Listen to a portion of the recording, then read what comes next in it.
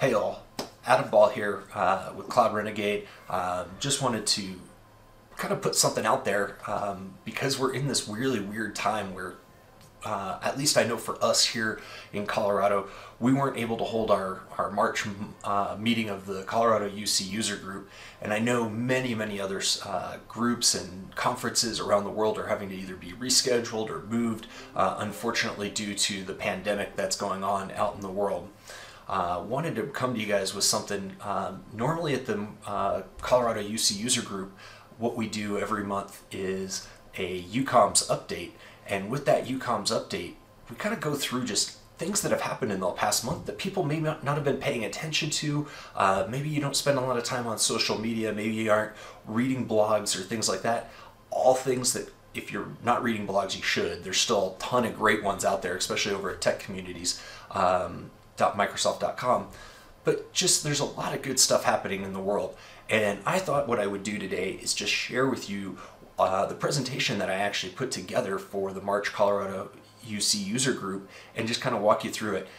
If this gets a lot of reviews, a lot of likes, people like what it is, let me know. So maybe I'll do it in April because I've already got a long list of things that have happened since the last user group even, and this is just a fun way to kind of give back and just to make people aware of all the good stuff that's happening out there. So with that, we're going to jump right into the March UCOMS update. First up is the Office 365 Global Tenant Performance Optimization for China users. This was interesting because as we started seeing people have to work from home, especially in China over the past month or two, I guess it's a couple months now, what we found was that users in China were trying to access things from Office 365, and they may not have been on the 21 ViaNet tenants. They may have actually been on their corporate tenants that may be homed elsewhere. What we found and what Microsoft found was that a lot of times the traffic was getting stopped by the Great Firewall of China, or they were seeing high latency or packet loss, things like that. And so they actually did an article on what to do for workers from home in China. And what was interesting about this is that they are encouraging full VPN tunnels, so not the traditional split tunnel, so that workers in China can get onto their corporate network faster and not have to end up going through the public internet. And so that was kind of an interesting article from that standpoint. I'm not sure how many people end up using, have global deployments like I might, but this was really helpful for me. Next up, this is not necessarily UCOMS update, but this is just one of those handy things for some of us who are sysadmins and who have to remote desktop to multiple different systems. So the remote desktop for Windows client has been updated. This is not the same thing as the remote desktop client that comes just with Windows 10. This is a remote desktop manager. And so this is really neat because now you can do a lot more features, such as copying files between local and remote PCs. PEXUP brings AI-powered auto framing to meetings. This is really cool, where some of the stuff that PEXUP is doing with artificial intelligence, being able to see how many people are in the meeting and then automatically frame. And as you can see, they're able to better utilize the space. So hopefully more people will start doing something like this, but PEXUP definitely ahead of the curve with what they've gotten out here. Next up is the MS700 study guide. This is for anybody who's wanting to become a Teams administrator certified through Microsoft. The MS700 just came out of beta, and I saw a lot of my friends who were able to take the beta exam. I was not, so I'm going to probably be depending on this. So this is thanks to another MVP out of Canada, Vlad, and so really appreciate this. It's a really detailed study guide. There's a few others that are out there, but this one I just happened to see come across, and I was really impressed with how detailed it was. So as schools start to do a lot more remote attendance and things like that, or even if in our own businesses, as we start to do adoption and change management, we want to see who's participated, who's taken a class. Maybe we've got a training class for Microsoft Teams as an example, and we want to start taking attendance. This is kind of a neat app that they've got out there now, and this is actually from Microsoft. It's just a sample app for attendance taking, so really neat. So the Office app for iOS and Android, this was announced back at Ignite 2019 in November, and now it's here, and it's basically being able to combine all of the Office apps into one app. So now we can do Excel and Word all from within the same exact app. We just have one app to click instead of multiple. This one, I know a lot of my friends who have done a lot of phone system deployments probably already have this figured out, but for those who may not, Microsoft published an article on how to use analog devices with phone system and direct routing. The key thing here is that you have to have a certified session border controller in the middle, and that the ATA, the analog telephone adapter, is actually going to connect and register to that, and then you're going to assign routes from the phone system back to that certified session border controller in order to utilize the ATA. So key component here, this is not a way to register an analog device into phone system or anything like that. It is dependent on that certified session border controller.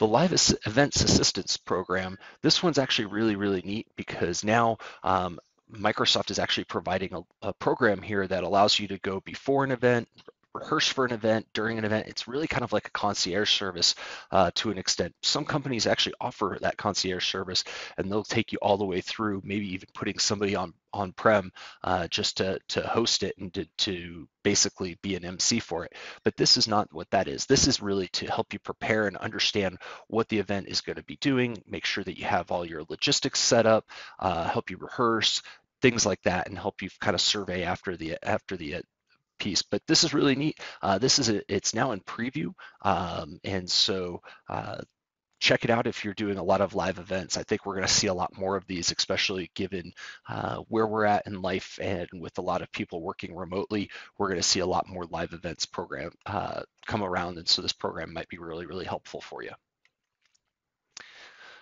So DigiCert announced their position on one-year certificates. If you didn't notice, Apple made a comment, and a few others have made a comment, that they're only going to trust certificates for like 398 days, something of that nature. So basically just over a year. And so DigiCert for TLS certificates is now going to only issue one-year certificates. This is helpful just because now we can help validate who things people are, who websites are through the certificates, and make sure that they're up to date. Just kind of helps out from a security standpoint. This might apply to you because if you have a certificate that's a multi-year, maybe you're only on year one of a 3-year certificate or a 2-year certificate, this is going to take effect and probably impact you on TLS certificates with some of the new requirements that are out there.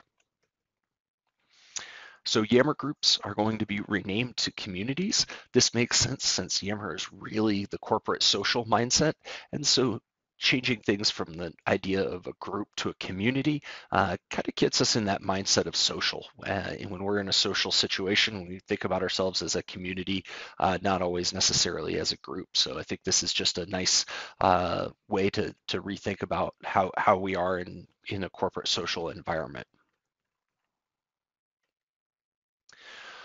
So this next one is by MVP Randy Chapman. He did a great blog on how to set up Verba recording for Microsoft Teams, and this is using some of the new connections for compliance recording into Microsoft Teams. Really, really detailed. If you're not following Randy's blog, you definitely should be if you're in the Teams space, just for how well and how detailed he is within this. If you're using compliance recording, this is a great way to see how you actually do the setup.